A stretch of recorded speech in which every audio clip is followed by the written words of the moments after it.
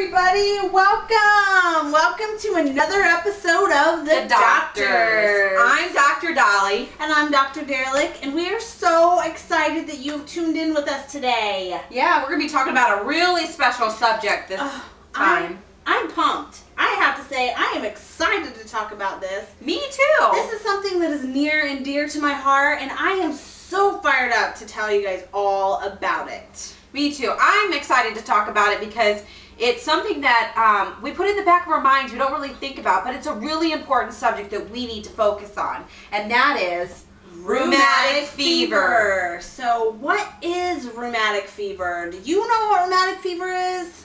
Do you? You know, if you don't, that's okay, because we're going to tell you. Exactly. So rheumatic fever, what is it really? It's an inflammatory disease that results from infection caused by Streptococcus A. You know, that's the bacteria that usually causes strep throat or scarlet fever, and it changes into rheumatic fever when it's untreated or it's poorly treated. So strep throat, we all know what it is, and I know you see it a lot in the ER. I see this all the time in the ER. Kids are always coming in. It is highly contagious, but it's very easy to treat. You know, once one person in the family gets it, the whole family gets it. Exactly. So, I mean, everybody knows it's inflammation of the throat and tonsils, and it's nasty, and it's white, and you have streaks of white bacteria in your throat. I mean, it's not fun to have. Well, scarlet fever is a respiratory infection that not everybody is aware of. It's characterized by a strawberry tongue, sandpaper type rash that starts at the neck and moves down the body, and it's almost like a... It looks like a sunburn. Yeah, like a sunburn, exactly. Like a sunburn. It's most common in the ages of 5 to 16, and rheumatic fever is most common in the ages of 5 to 16. You know, it occurs 2 to 4 weeks after you've had either strep throat or scarlet fever that's untreated or poorly treated. Exactly. You know, these things are so easy to treat that it's just amazing to me that people wouldn't get treatment for it. You know, you've got to know what you're looking for, signs and symptoms, so you can get treated. But the next question we have is, now that it's passed into rheumatic fever, it's not strep throat anymore, now it's rheumatic fever because it's gone rampant through your whole body, what are we going to see? And what's going to happen? And why is it different?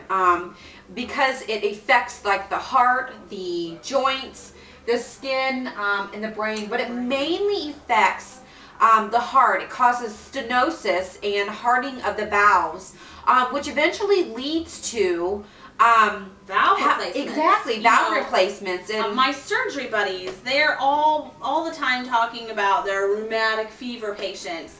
You know, they know the classic signs of rheumatic fever are valve replacements in these patients. When they have them in for surgery and they're, you know, have them open and replacing these valves, they can just tell by looking at these valves that that is a rheumatic fever valve because it's all hardened and it's got stenosis. It's just kind of classic for rheumatic fever. Some other signs and symptoms that we normally have are abdominal pain, heart dysrhythmias, related to the deterioration of the valves. Those valves, they mess up and your whole body gets out of whack. You start feeling short of breath. You know, you're having chest pain. Exactly. There's arthritis, and there's joint swelling. There's nosebleeds and these calcified like skin nodules, hard skin nodules. Rashes that appear to be like ring or snake-like, exactly. Snake figure on your skin, not. And then there's that like neurological thing that happens. What's that called again? Saint Vitus dance, or it's called chorea or chorea, or it's pronounced differently wherever you see it. Exactly. But it's when it's gone into your brain and you're having all these neurological things and you like just jerk everywhere. It's like a jerk thing, and that's why they call it the dance. But honey, it is no dance. No, it's not pretty. Not pretty at all. You cannot control your movements.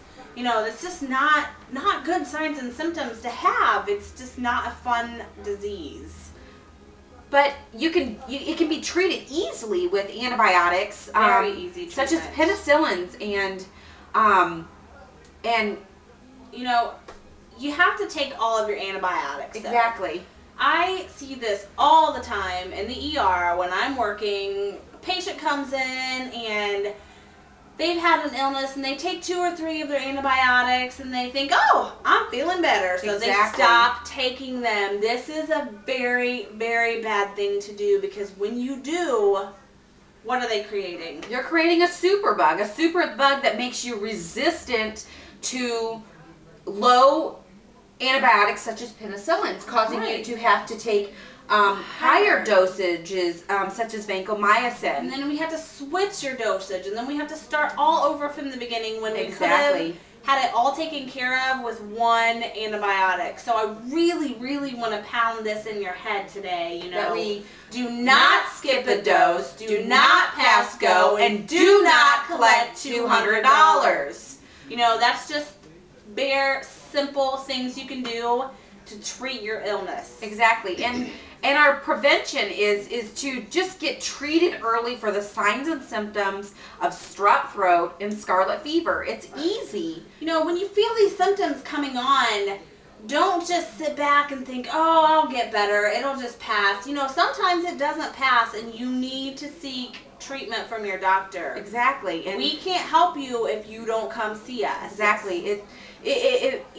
We can only help you if you come, and if you treat it early, you reduce the risk of, you know, getting rheumatic fever. Exactly, which is going to cause heart issues later on. All these awful signs and symptoms, just think, if you treat your illness, it doesn't have to go to that. It doesn't have to be this bad. But that's basically it. We really hit on everything to do with rheumatic fever. And right, just treatment, prevention, you know, that's all in a nutshell, rheumatic fever. Well, you know, I want to thank you guys for tuning in today. I've had a lot of fun. Absolutely. And I think we've made our point about take your medicine and consult your doctor when needed. But I just want to thank everybody for watching, and I also want to thank all of the references that we've had in gaining knowledge on this subject. Such as the American Heart Association. They have a great website, American Heart Association. And then we also have a couple books that we referenced also. That's right. Pediatric Essentials of Pediatric Nursing by Terry Kyle. Great book. We really use. Great book. Great thing to gain knowledge from. And another one is our Medical Surgical Nursing by Mosby. It's the 7th edition. It's also a great reference to have, a great book to gain knowledge from. So we just want to thank you, and please tune in tomorrow.